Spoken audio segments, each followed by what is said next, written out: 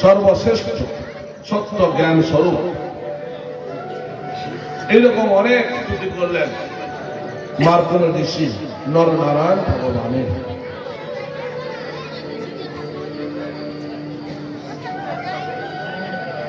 ভাগবতে এই নিয়ে অনেক রকম কথা আছে যে বিনাশশীল প্রতিটি মাত্র বস্তু সকলকে পরিত্যাগ করে আমি ওই পাদ পদ্মের শরণাগতি হচ্ছি। বিনাশশীল প্রতিটি মাত্র এই সংসারের স্বভাব বলে দিচ্ছি। এই সংসার ক্ষমাভঙ্গু, মানে এই আছে এই নেই, কিন্তু আমরা দেখছি সংসার স্থির, এটার নামই দগ্ধ। মাত্র প্রতিটি মাত্র মানে যেমন ছায়া দেখা যায়, ছায়ার কোন অস্তিত্ব আছে? কায়া আছে বলে ছায়া, তো ছায়া কিন্তু আলাদা একটা শরীর নয়। ঠিক সংসারে তদ্রূপ, সংসারের সত্যতা কেবলমাত্র ছায়ার মতো, এই আছে এই নেই। সেই সংসারের চিন্তা না, বিন্দু মাত্র চিন্তা না করে, অর্থাৎ সংসারকে পরিত্যাগ করে আমি আপনাদের পাদ পদ্মে শরণ গ্রহণ করছি। শরণাগত তো তার অভিষ্ট সকল বস্তু লাভ করে থাকে। মানে অত্যন্ত এনার যে স্তুতি, ভগবান দর্শন দিয়েছেন সপ্তম মন্বন্তরে, 6 মন্বন্তর পর্যন্ত তিনি তপস্যা করেছেন। তার মানে তার মন কত শুদ্ধ হয়েছে। একটা শুদ্ধ মনের স্তুতি, সেই স্তুতি বুঝতে হলে আমাদেরকে সেই স্তরে যেতে হবে। আমি আপনাদের পাদ পদ্মে প্রণাম নিবেদন করছি। আপনার শ্রী চরণ শরণাগতদের কর্ম, গুণ, ক্লেশ, কাল জনিত কলমস থেকে রক্ষা করে। ভগবানের চরণ সমস্ত দোষ থেকে রক্ষা করে। বেদ ও মর্মজ্ঞ ঋষি মণিগণ মুনিগণ আপনাকে লাভ করার জন্য স্তব, বন্দনা, পূজা, ধ্যান, নৃত্য করে থাকেন। তাই স্থিতপ্রজ্ঞ ব্যক্তি কিরকম তাদের অর্চনা করেন? আপনার এবং আপনার ভক্তদের পরম প্রিয় শুদ্ধ মূর্তি নরনারায়ণ উপাসনা করে থাকেন।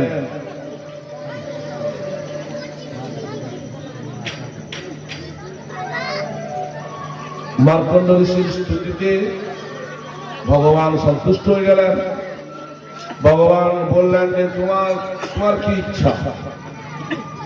বলে আমার যে কি ইচ্ছা সে আপনি সব সর্বজ্ঞ, সর্বজ্ঞ আপনারা জানেন। যখন মার্কণ্ড মহাজ্ঞানী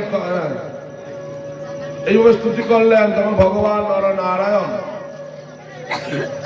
প্রসন্ন হয়ে মার্কণ্ডকে বললেন, হে সম্মানীয় ব্রহ্মর্ষি শিরোমণি, তুমি চিত্ত স্থৈর্য, তপস্যা, শ্রদ্ধায়, সংযম, অনন্য ভক্তি সিদ্ধি লাভ করেছ।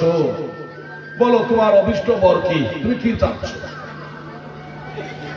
মার্কণ্ড ঋষি বললেন, হে ভগবান, হে অচ্যুত, আপনার জয় হোক। আমার পক্ষে এই বরই পর্যাপ্ত যে আপনাদের দর্শন পেয়েছি। আমার আর কোনো বরের কোনো প্রয়োজন নেই। কৃপাপূর্বক আপনাদের এই মনোহর রূপ দর্শন করেছি, দর্শন দিয়েছে, এটাই যথেষ্ট। বলে তবু বলো তুমি কি চাও? ভগবান যখন দিতে চাইল, তাহলে ভগবান আপনি কৃপা করুন,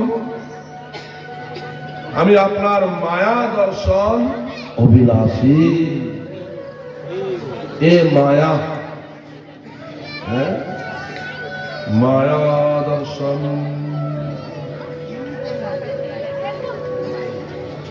দ্রক্ষে মায়াম লোকঃ। সবাই আপনার মায়া দর্শন করতে চান। আমি তো আপনার মায়া দর্শন করলামই না, সবসময় আপনাদের চিন্তায় আমার 6 মন্বন্তর কেটে গেল। এই যে মায়া সৃষ্টি কি জিনিস, আমি তো তার অনুভব কিছু করতে পারলাম না। ভগবানের মায়া বড় কঠিন জিনিস।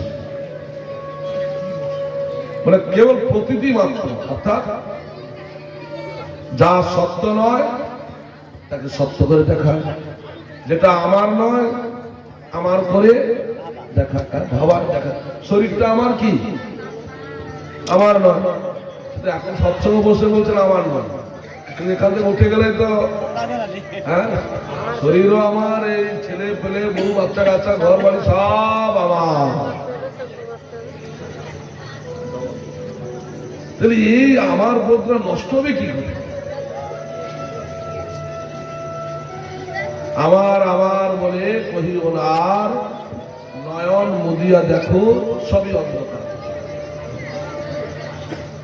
আছো তুমি যতক্ষণ শিহরির করো মন্ডন। এই জন্য তো আমাদের এরকম আধ্যাত্মিক ধর্ম আলোচনার প্রয়োজন আছে। করা হয় বিভিন্ন জায়গায়, কিন্তু এই পাটনার মতো এই 3 দিন কেবল আত্মচিন্তন বিচার মন্থন করা এতটা গভীরভাবে কোথাও আর হয় না। হয় একটু একটু করে হয়, অনুষ্ঠানের মতো করে করতে হয়। নাহলে আমরা আত্মা কি জিনিস ভুলে, শরীর তো আমার বুঝতে পারছি, ঘরটা আমার, বউটা আমার, ছেলেপুলে আমার, টাকা পয়সা আমার, সবকিছু আমার, কিন্তু এগুলো আমার নয়। এই জ্ঞানটা বাড়ানোর জন্য তো এইরকম আলোচনার প্রয়োজন। বছরে আপাতত কি একটা বার কার্তিক মাসে, যে কোনো একটা মাসে, না হলে এখান থেকে উঠে গেলে তো সেই আমার আমার সংসারের আছেটা কি?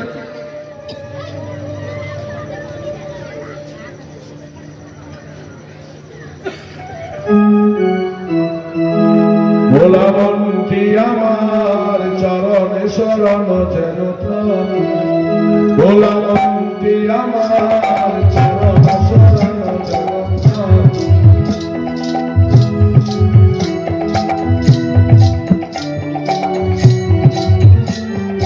চরণে শরণ যেন প্রাণ। অকুল পাথারি ভয় কি তোমার, অকুল পাথারি ভয় কি তোমার, শান্তি সফিয়া দাও তাকে, শরণ শরণ যেন থাকে। ভোলা মনটি আমার চরণ শরণ। ভগবানের চরণে শরণ থাকলেই তবেই কিন্তু এই আমার আমার আমার আমার এই প্রশ্ন কষ্ট হবে। ভক্তজন, যে আত্মা, আত্মাই কেবল আমার, আত্মাকে আমার বলে না। আমার ভুল বললাম, আত্মাকে কি বলে? আত্মাকে ছাড়া সব কিছুকে আমার বলে, কিন্তু আত্মাকে কি বলা হবে? আমি। আত্মা কি বলা হয়? আমি।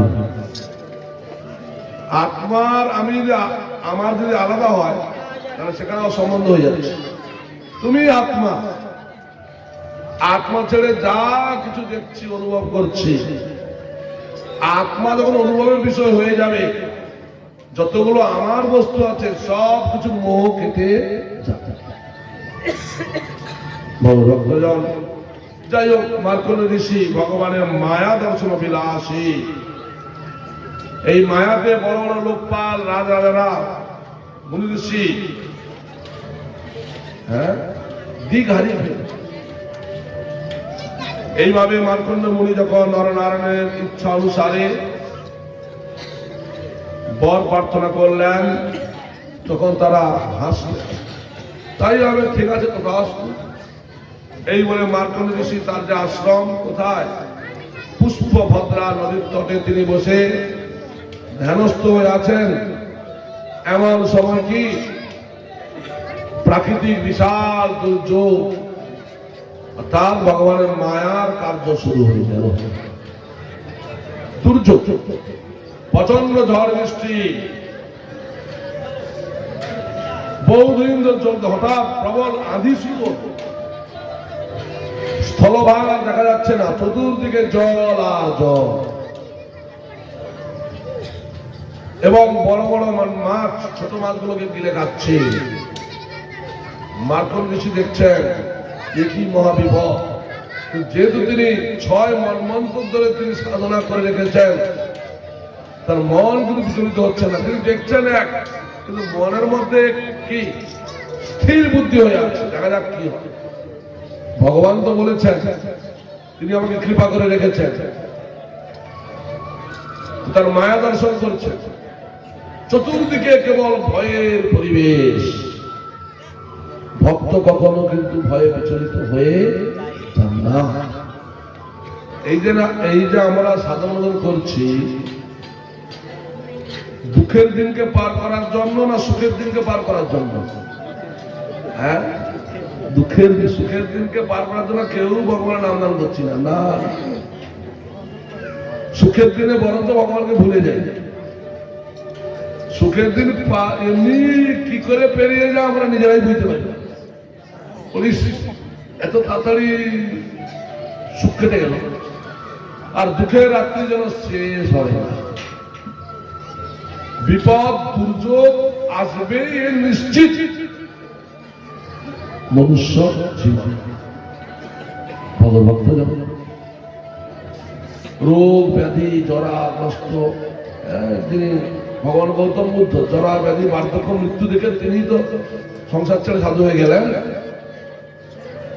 দুঃখ দেখে তবেই কিন্তু মানুষ ঈশ্বরমুখী হয়, সুখে পড়ে কেউ হয় না। আর পর্যন্ত কোন মহাপুরুষ সুখ দেখে ঈশ্বরমুখী হয়েছে এরকম খুব কম আছে। জন্মসিদ্ধ মহাপুরুষ ছিলেন কপিল মুনি, তার ব্যাপার অন্য। নাহলে অধিকাংশ মহাপুরুষ সব দুঃখ দেখছে, দুঃখ থেকে বাঁচার জন্য রাস্তা করছে। জন্মান্তর সাধনা হলে তবে ঈশ্বরমুখী হওয়া যায়। সংসারে এত দুঃখ, সংসারকে বলা হয় দুঃখালয়, দুঃখের ঘর। যেমন হিমালয়, যেখানে বরফ বেশি থাকে, হিমযুক্ত আলয়, দুঃখযুক্ত আলয়। মানে সংসার করবো অথচ আমি দুঃখে থাকবো না, এ আশ্চর্য। সংসার মানে দুঃখ থাকবে, এই জন্য নিত্য নিরন্তর ভগবানের স্মরণ করা উচিত। বলো রাধারানী কি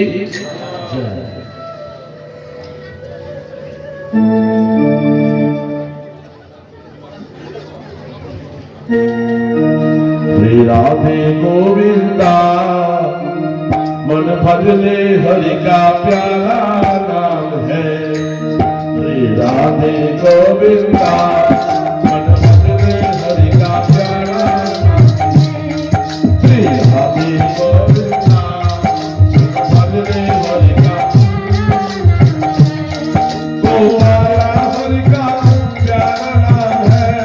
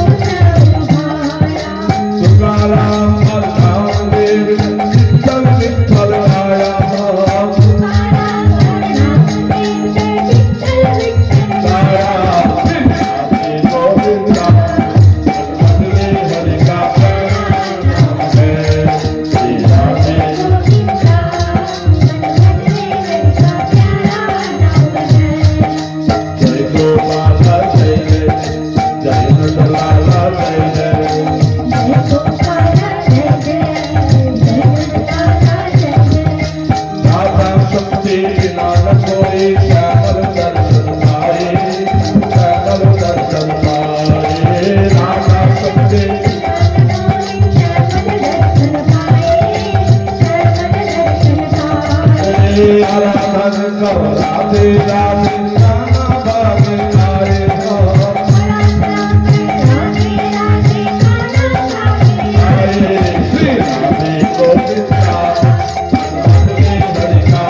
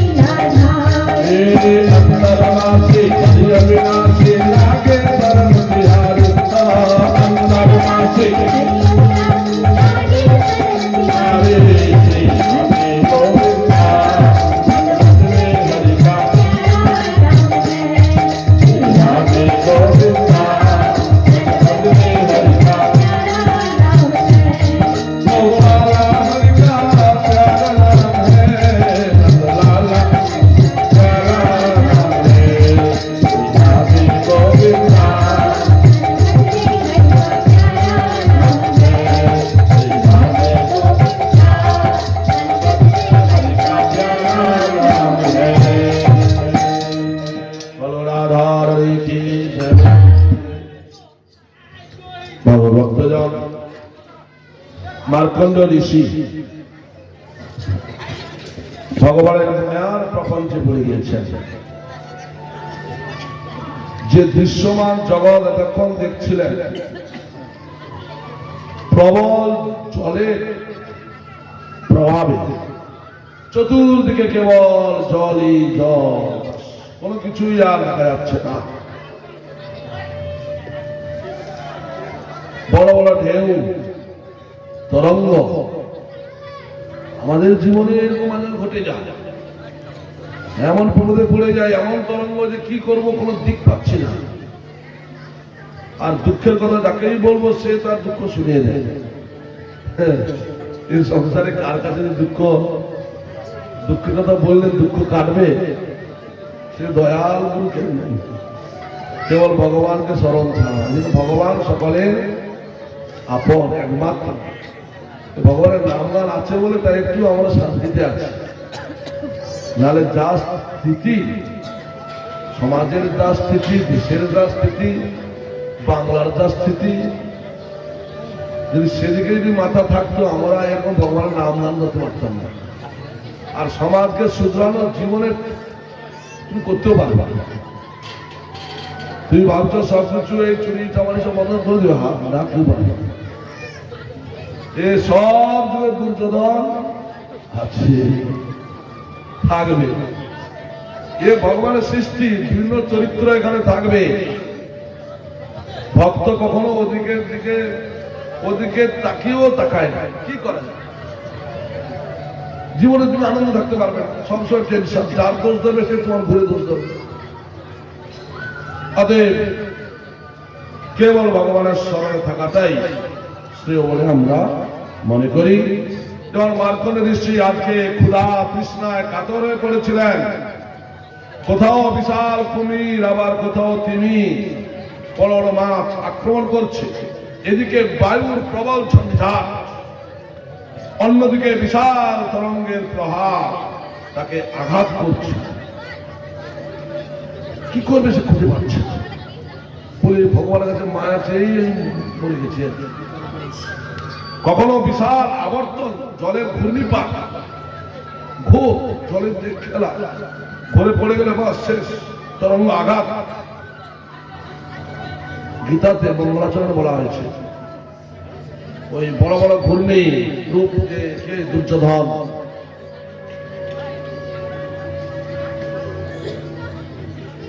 আবর্তন, বড় বড় তিমিমার স্বরূপ তারা পিতামহ ভীষ্ম, দ্রোণাচার্য, কৃপাচার্য, কেবল ভগবানের কৃপায়, ভগবানের স্বর্গে ছিলেন বলে অর্জুন এত বড় ভয়াল রণ নদী থেকে তিনি রক্ষা পেয়ে গেলেন। কেবল কি পঙ্গুম লঙ্ঘয়তে গ্রীম, কৃপা, ভগবানের কৃপা তিনি মহাভারতের যুদ্ধ থেকে অনায়াসে উদ্ধার হয়ে গেলেন। ভক্তজন তাকে চঞ্চল করে তুলছিল, আর জলচর জন্তুরা মাঝে মাঝে তাকেও লক্ষ্য করছে যে মনে হয় ওকে খেয়ে নেবে, কিন্তু না, তাকে খেতে পারে না, কেন ভগবান আশীর্বাদ আছে। তিনি কখনো শোকগ্রস্ত, কখনো মোহগ্রস্ত হয়ে যাচ্ছিলেন, দুঃখে অনবচ্ছিন্ন ধারা। অল্প সুখ তিনি দুই ভোগ করছিলেন। অল্প সুখ আছে, কিন্তু সুখটা মনের ভিতরের মধ্যে, দুঃখটাই বাইরে কিরকম পরিস্থিতি। তিনি ভীত সন্ত্রস্ত, কখনো মৃতবৎ, আবার কখনো প্রবল রোগগ্রস্ত হয়ে পড়ছিলেন। এইভাবে মার্কণ্ড মুনি ভগবানের বিষ্ণু মায়ায় মোহিত হয়ে পড়েছিলেন। সেই প্রলয়কালীন সমুদ্রে এদিক ওদিক ঘুরতে ঘুরতে তার সময় কত চলে গেল? শত সহস্র 9 লক্ষ কোটি বৎসর। অর্থাৎ আমাদের মানুষ যেমন 4 লক্ষ জনই কেটে যায় এইভাবে সংঘর্ষের মধ্যে, টানাপোড়েনের মধ্যে, তারও যে এইরকম জীবন শত সহস্র, মানে 1009 লক্ষ কোটি বৎসর, 1000 কোটি বৎসর মার্কণ্ড ঋষির জীবন ভগবানের মায়া দর্শন করতে করতে কেটে গেল। মায়াকে তিনি সত্য বলবেন না মিথ্যা বলবেন ভেবেই পাচ্ছেন না। এই মায়া তো ছিল না, এ তো তিনি দর্শন করতে চাইলেন, তাই দর্শন হচ্ছে। এই মায়ার কাটতেই চাচ্ছেন। মার্কণ্ড ঋষি ভগবানকে তবু স্মরণ করে আছেন। তিনি বিভ্রান্ত ঘুরতে থাকলেন। তারপর হঠাৎ তিনি একটি দিব্য দৃশ্য লক্ষ্য করলেন।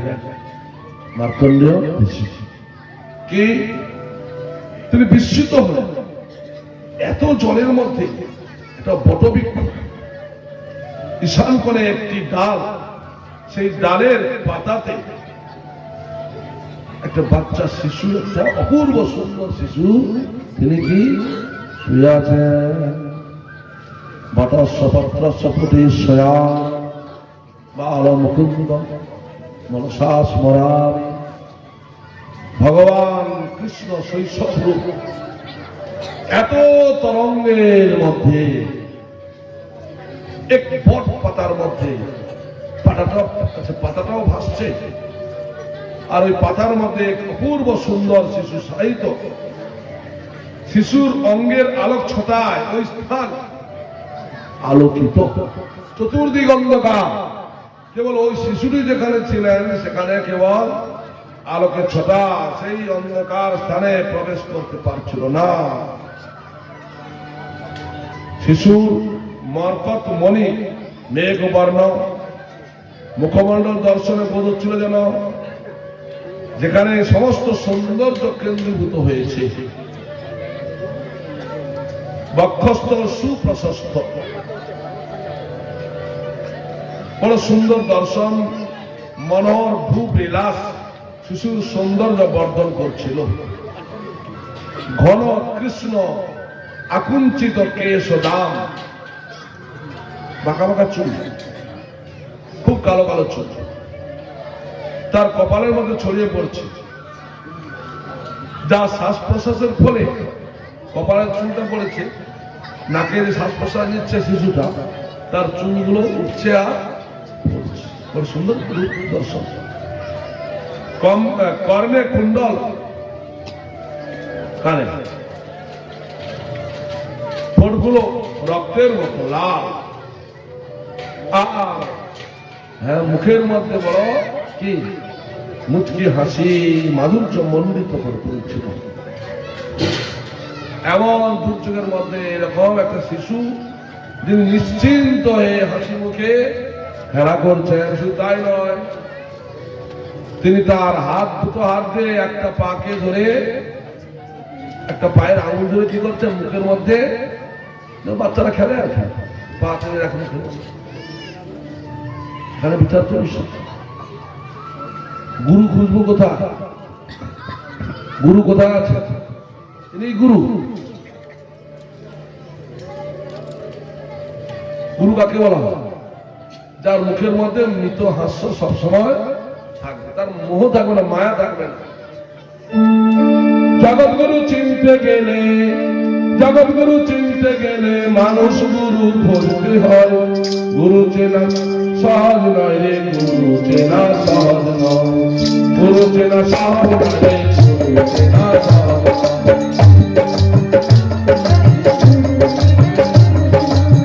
জগৎগুরু চিনতে গেলে, জগৎগুরু চিনতে গেলে মানুষ গুরু ধরতে হয়। গুরু চেনা সহজ নয়, গুরু চেনা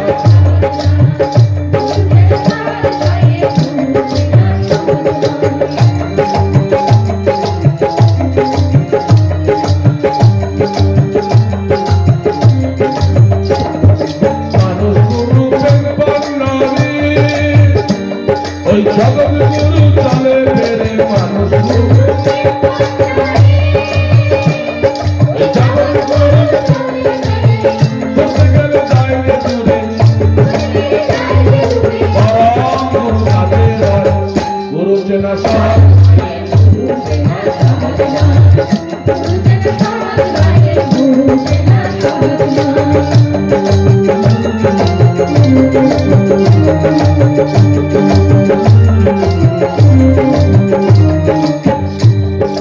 মানুষ গুরু হইলে সবার, ওই জগৎগুরু যাই পরিচয়। মানুষ গুরু জগৎগুরু যাই পরিচয়, তাদের হয় তার নিরালায়, বিপদ রেখে পায়।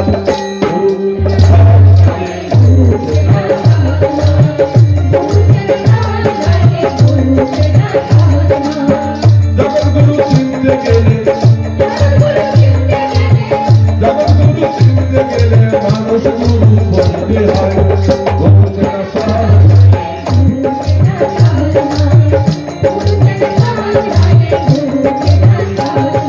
মানুষ গুরু হয় আকারে,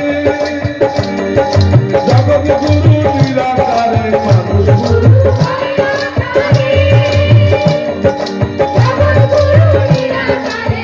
জ্ঞান তারা ধরো তারে, জ্ঞান তারা ধরো তারে, বিপদ এসে দূরে যায়। গুরু চেনা সহজ নয়, গুরু চেনা সহজ নয়, গুরু চেনা সহজ নয়, গুরু চেনা সহজ নয়, গুরু চেনা সহজ নয়, গুরু চেনা সহজ নয়। গুরু কৃষ্ণ শাস্ত্র একটা হয়েছে। গুরু চিনতে হলে, গুরু মানে কি গম্ভীর গুরুত্ব, গুরুত্ব যে গুরুত্ব কখনো ধ্বংস হয় না, নিত্য গুরুত্ব। কোন কিছুর দ্বারা গুরু জ্ঞান নষ্ট হয় না। এই শিশুও তিনি দেখাচ্ছেন, এত প্রলয়ের মধ্যে তার মুখ কিন্তু বড় সুন্দর হাসি। শিশু নিজ যুগল কর কমল দ্বারা চরণে একটি আঙুল নিয়ে মুখের মধ্যে ঢুকে রয়েছে, আর সেই আঙুলটা চুচ্ছে। এই দিব্য দৃষ্টি মার্কণ্ড ঋষিকে বড় আশ্চর্য করলেন। আর মার্কণ্ড ঋষি যখনই তার কাছে গেলেন, কাছাকাছি, বলে এত বিপদের মধ্যে আমি কষ্টে আছি, তাই শিশুটার কাছে যাই। ওই শিশু যে নিঃশ্বাস নিচ্ছিলেন, মার্কণ্ড ঋষি ওই নিঃশ্বাসের মধ্যে শিশুর মধ্যে প্রবেশ করে দিলেন, শিশুর পেটের মধ্যে ঢুকে গেছে। তিনি বাইরে এতক্ষণ দেখছিলেন বিশাল দুর্যোগ, চতুর্দিকে জল, স্রোত, ঘূর্ণি, বিপর্যয়, কষ্ট, শোক, তৃষ্ণার্ত, শোকাগ্রস্ত।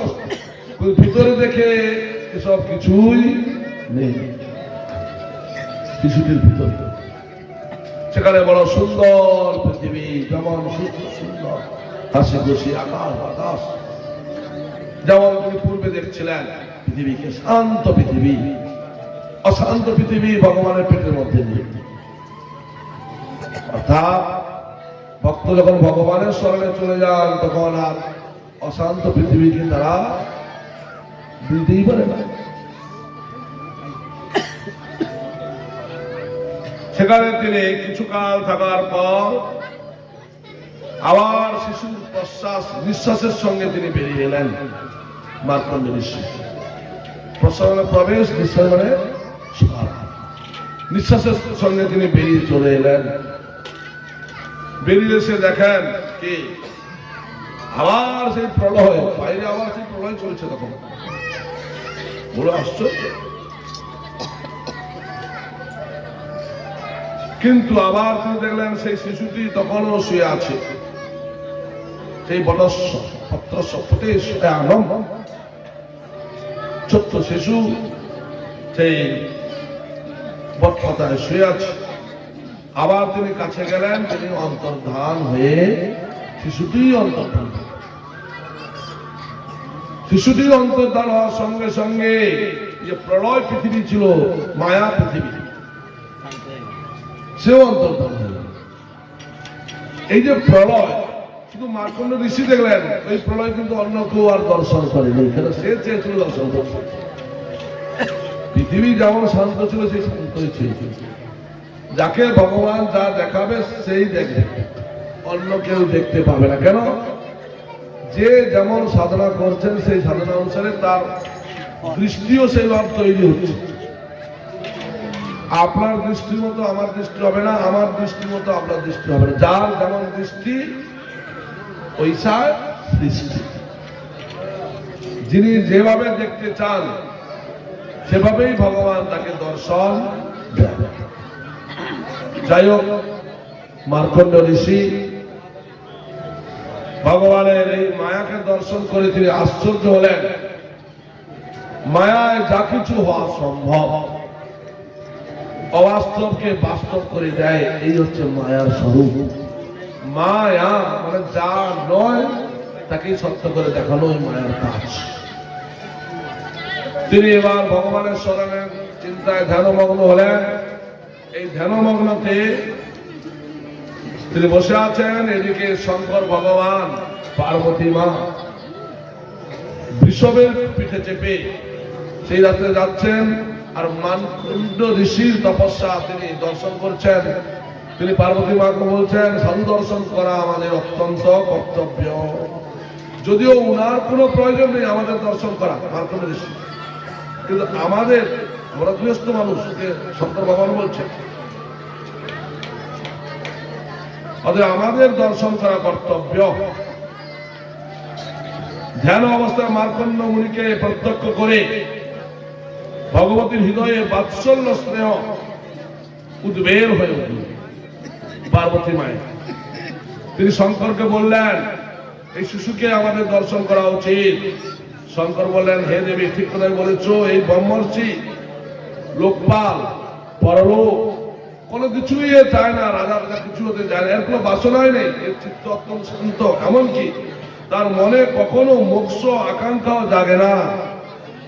এর কারণ এই যে সর্বত্র কি ভগবানকে তিনি দর্শন করেন, এই জন্য না মোহ নেই। এইরকম মোহমুক্ত সাধু সন্তকে দর্শন করা উচিত। যদিও এর আমাদের আদৌ প্রয়োজন নেই, তবুও মহাত্মা ব্যক্তি বলে আমি এর সঙ্গে কথাবার্তা অবশ্যই বলবো। জীব মাত্রেরই, শঙ্কর ভগবান বলছেন, জীবকে অবশ্যই সাধু সঙ্গ লাভ করা উচিত। মার্কণ্ড ঋষি তার সমস্ত মনোবৃত্তি ভগবত ভাবে তন্ময় ছিল, তার মধ্যে সংসারের চিন্তা ছিল না। যেহেতু শঙ্কর ভগবান বললেন যে এনাকে আমরা দর্শন দেব, তাই হঠাৎ মার্কণ্ড ঋষির হৃদয়ের মধ্যে ভগবান শঙ্কর এবং পার্বতী প্রত্যক্ষ হলেন, অর্থাৎ তিনি হৃদয়ে দর্শন করেন তাদের রূপকে। বলো শঙ্কর পার্বতী ভগবান কি। পার্বতী মা দর্শন দিলেন শঙ্কর ভগবান সহিত।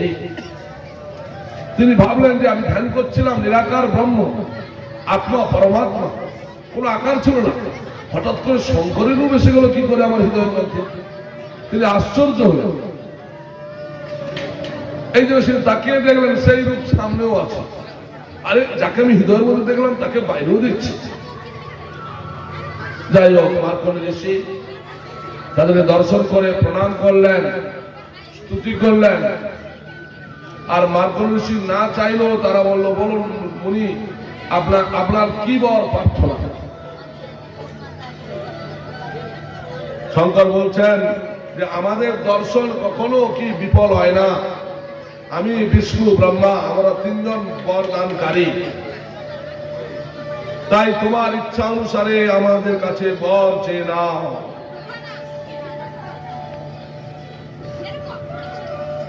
মার্কণ্ড ঋষি বলছেন, হে ভগবান, মায়াকে দর্শন করার পর আর আমার বর চাওয়ার ইচ্ছা, শান্ত চিত্তকে অশান্ত করার কোন প্রয়োজন আর নেই। এইটুকু কৃপা করুন হে অনন্ত, আপনার শ্রেষ্ঠ দর্শন লাভের বেশি এমন কোন বস্তু কি আর আছে চাওয়ার? মানুষ তো আপনার দর্শন লাভেই পূর্ণ কাম সত্য সংকল্প হয়ে যায়। সত্যি বলতে কি, ভগবানের দর্শন হলে আত্মার কোন চাওয়া পাওয়ার বাসনা থাকে না। যখন আপনার বাসনা আছে তার মানে এখন আপনি ভগবানকে অনুভব করতে পারছেন না। এই জন্য ভগবান আমাদেরকে অনুভব হচ্ছে না। জানে তো আমি গেলেই আমাকে যারা যারা চাইবে, যতক্ষণ চাওয়া পাওয়া বন্ধ না হয় তখন যাবো। ভগবানকে সাক্ষাৎকার হলে আর কিছু চায় না।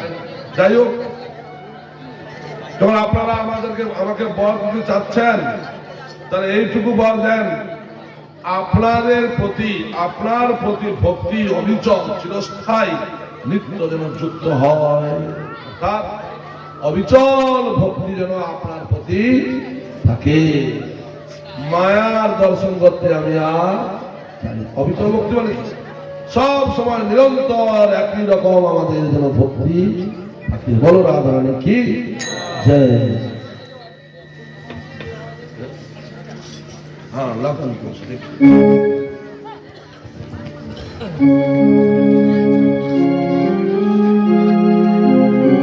लगन तुमसे लगा बैठी, लगन तुमसे लगा बैठी, जो होगा देखा जाएगा। लगन तुमसे लगा बैठी, लगन तुमसे लगा बैठी, जो होगा देखा जाएगा। ভগবানের সঙ্গে লগন সম্বন্ধ স্থির হয়ে গেছে। লগন তুমসে লগা बैठे, लगन तुमसे लगा बैठे, जो होगा देखा जाएगा। तुमसे अपना बना बैठे, तुमसे अपना बना बैठे, अपना নিজের করে নিয়েছি। जो होगा देखा जाएगा, लगन तुमसे लगा बैठे, जो होगा देखा जाएगा।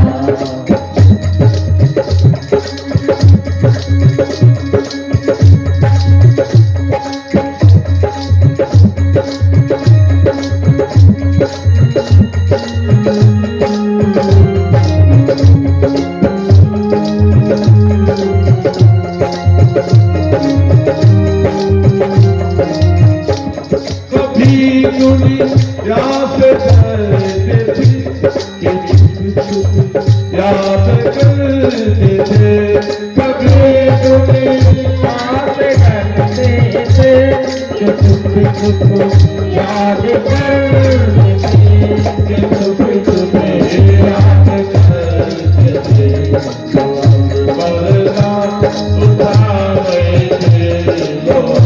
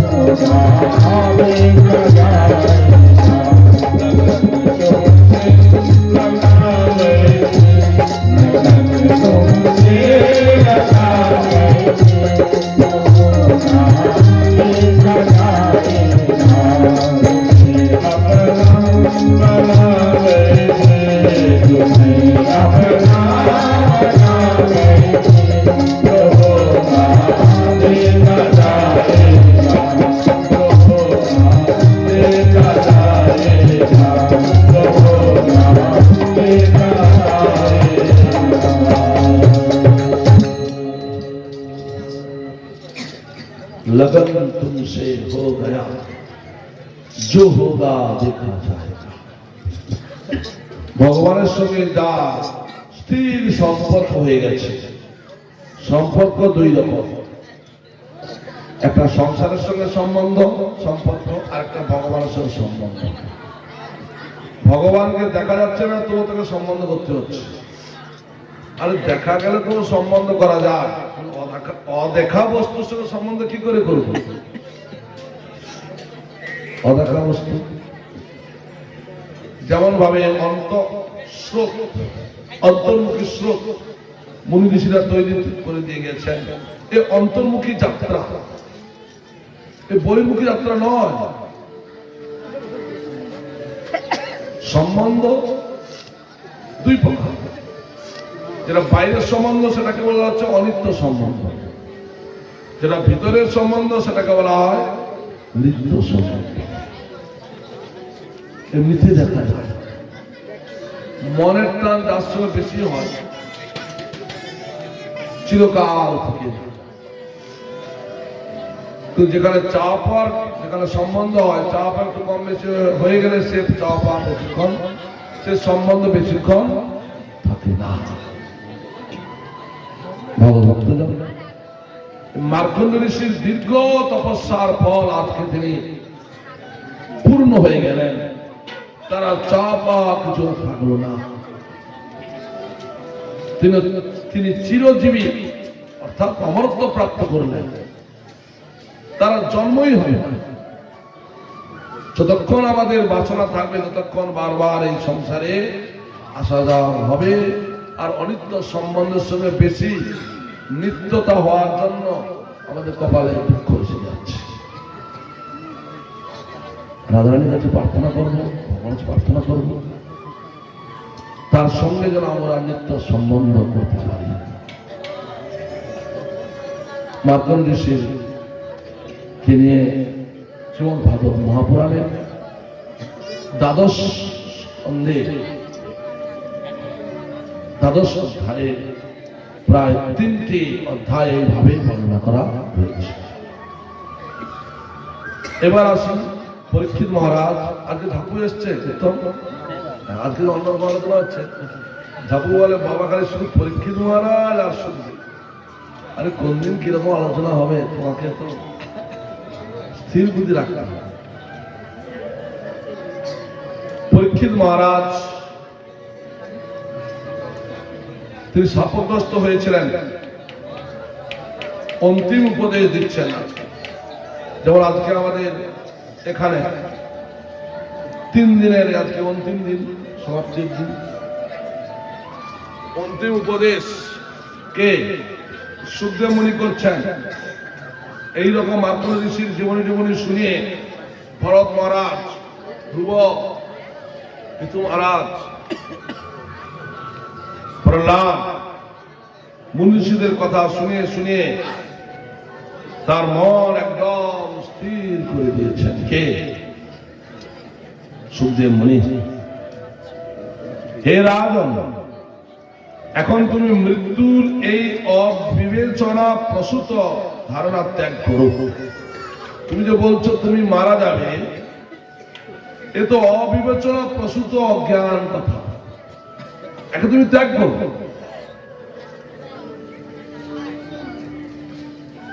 যেমন দেহ পূর্বে ছিল না, জন্ম নিল, বিনষ্ট হবে, তেমন ভাবে তুমিও পূর্বে ছিল না, তোমার জন্ম হলো, তুমি মরে যাবে, এ কথা ঠিক নয়। অর্থাৎ তুমি হচ্ছে আত্মা, তুমি এ শরীর নয়। সত্য বস্তু কখনো লুপ্ত হয় না, নষ্ট হয় না। শরীর নষ্ট হয়ে যায়, কিন্তু আত্মা কখনো নষ্ট হয় না। এইরকম করে তিনি অনেক বুঝিয়েছেন যে ততক্ষণই আত্মার জন্ম হয় যতক্ষণ তার মধ্যে কি থাকে, বাসনা থাকে। এগুলো আপনারা শুনেছেন। তুমি বিশ্ব আত্মা শ্রী ভগবানের লীলা সম্বন্ধে যে সকল প্রশ্ন করেছিলে আমি সে সব উত্তর দিয়েছি।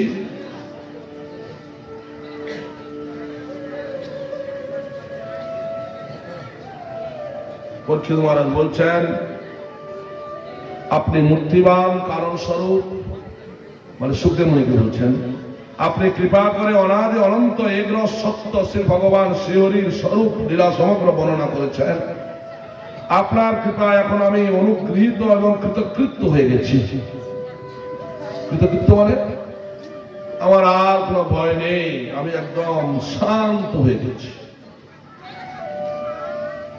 পরীক্ষিত মহারাজ শেষে এইভাবে তিনি স্তুতি করছেন গুরুদেব সুখদেব মুনি।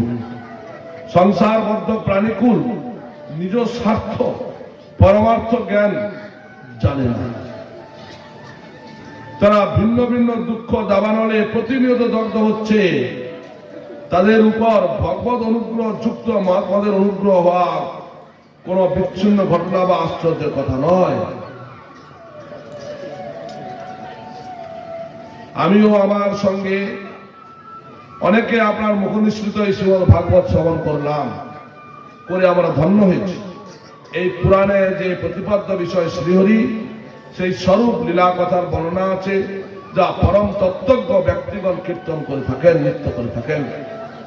আপনি আমাকে অভয় ব্রহ্ম আত্মা অভিন্নতার সম্যক দর্শন করেছেন। আত্মা যিনি ব্রহ্ম, তিনি ভগবান সুখদেব পরীক্ষিত বলছেন, তাই এখন আমি পরম শান্তি স্বরূপ ব্রহ্মে সুপ্রতিষ্ঠিত। ব্রহ্ম একমাত্র শান্তির জায়গা। তক্ষক দংশনের মৃত্যু ভয়, যে তক্ষ তাকে দংশন করবে, সে মৃত্যু ভয় আর আমার এখন আর নেই। আমাদের এই 3 দিন ব্যাপী ভাগবত শ্রবণ করে ভয়টা আর আছে না? একদম নেই।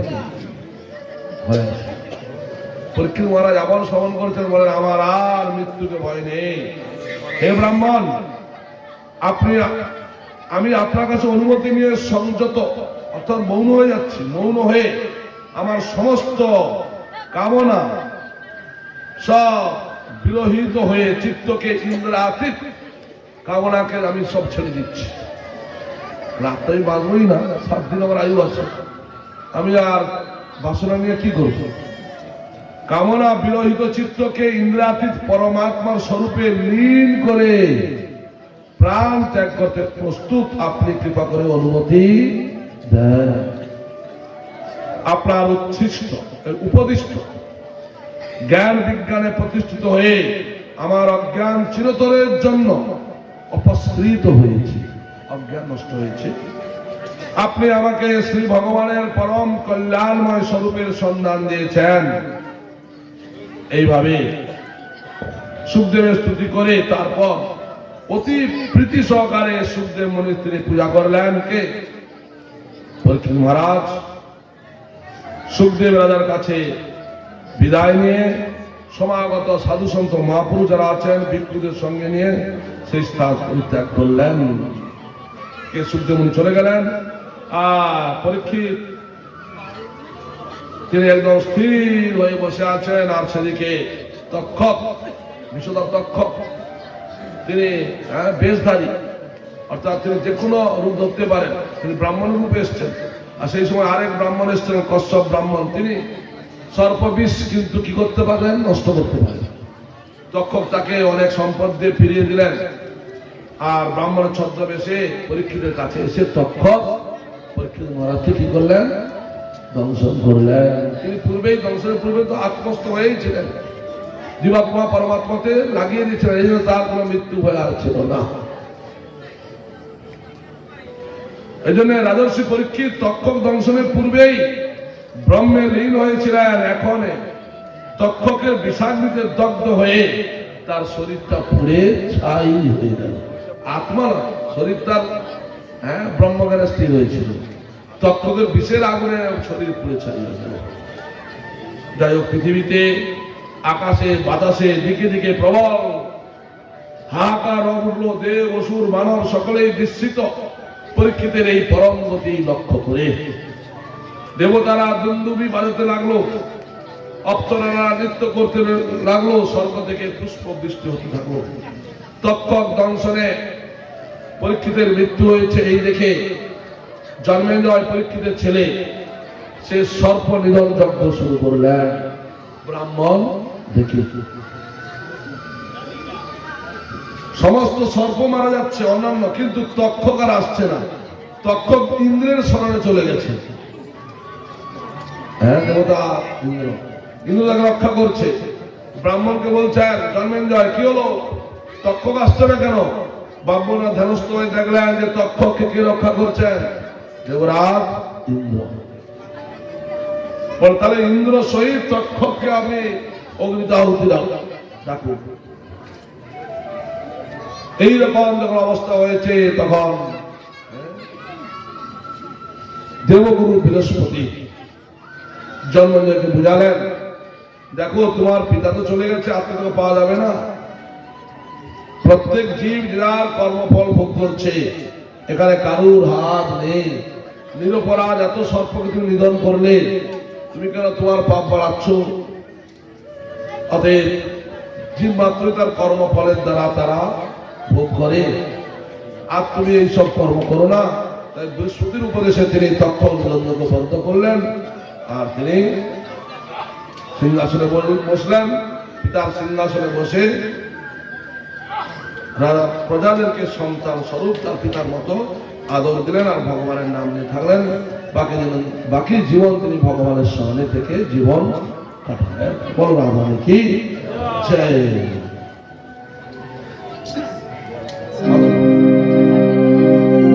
বলো রাধা কি। ভগবান প্রার্থনা করছি